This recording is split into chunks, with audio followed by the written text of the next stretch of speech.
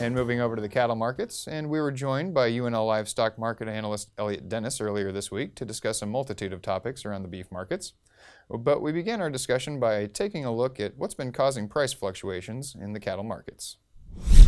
It seems like we kind of had a rally happening throughout the cash cattle market, kind of prompted a bullish push throughout the sector, but it kind of seems to have died down just as fast. What do you think is driving that kind of fluctuation? Yeah, I think some of it, if we're talking about like the feeder cattle market, we had a pretty strong push in September. We were at pretty much all-time highs, and then as we started to get into the fall or the fall run, we started to see a lot of that sell-off happen. And then I think the market was a bit bearish on that. They sold off a bit too much, and then as we started to see those numbers come through a bit, and get an idea of what that feeder cattle supply is going to be through the into the winter and into next spring. I think those prices started to come up, and right now we're pretty much middling. Right now we've hit some resistance, but right now it's over the last week or so it's been pretty constant.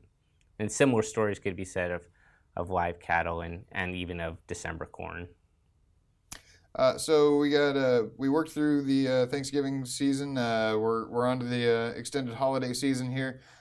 Beef demand seems to be tracking upward as consumer beef prices have been steadily increasing. Is this a trend that consumers should be getting used to? I think people are recognizing that there's inflation happening throughout the entire sector, and so I think there is a bit of consumer acceptance for higher prices. Now, what that ultimately means is maybe they're willing to pay for that in the short run, but long-term budgets are going to adjust. I think largely we're seeing larger beef demand because of what we call substitution effects. And so when we have really high pork prices as we go into the fall, as we've been having, people start to substitute between pork and beef. And so when you have kind of comparable products, we tend to prefer one item over the other. And I think what we're seeing is a lot of that substitution happening. People prefer pork going into the winter months, but elevated pork prices have I think shaved off some of that demand from pork and has consequently shifted into greater beef demand. And it seems like we've been seeing improving stability in the cattle market since the initial COVID-19 outbreak. Now we got the Omicron variant in the headlines here. How much has the market been reacting on that front? And I guess what are you paying close attention to as this kind of moves forward? I think some of that pullback that you mentioned in the beginning has to do with some of that market kind of tentativeness. What we normally see is that it's not necessarily the COVID-19 itself, but more the government reactions or people's reactions to the variant. And so, for example, if we have a lot of stay-at-home orders, or if we have conditions where people might reduce their food service demand, then we start to see a lot of that have an impact on the livestock production markets. Another way that it could potentially affect it would be how it affects our economy. Right now we have a weakening dollar, which means it's very inexpensive for us to export. A lot of people want our product, and so that's creating a large demand pull. But if the economy is able to strengthen, and we're able to get some of this new variant under control, then I think we can start to see that dollar start to strengthen a little bit, assuming we get inflation under control. So we're just about to close out 2021. What challenges do you see that are facing the cattle industry as we head into 2022? I think it's not necessarily a challenge, but I think something to appreciate into 2022, looking back on 2021, and that's been outstanding demand.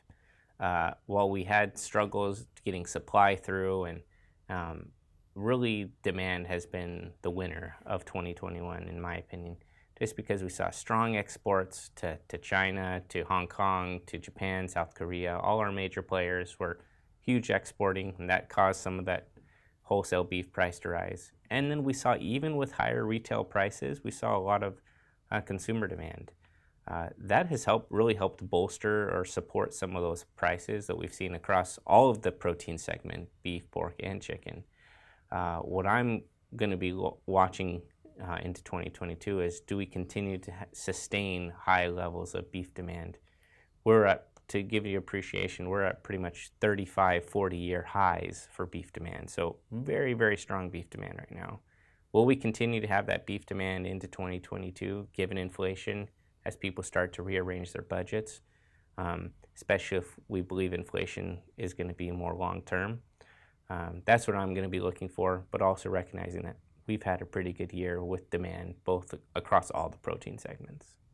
And before we wrap up our time, do you got any marketing or risk management advice that you'd like to share with our viewers? Yeah, so I think it's always important to match the risk management tool to the market situation. Right now, when we have increasing prices we're pretty certain that they're going to be steady to higher, all that risk can be pretty much be taken into the cash market.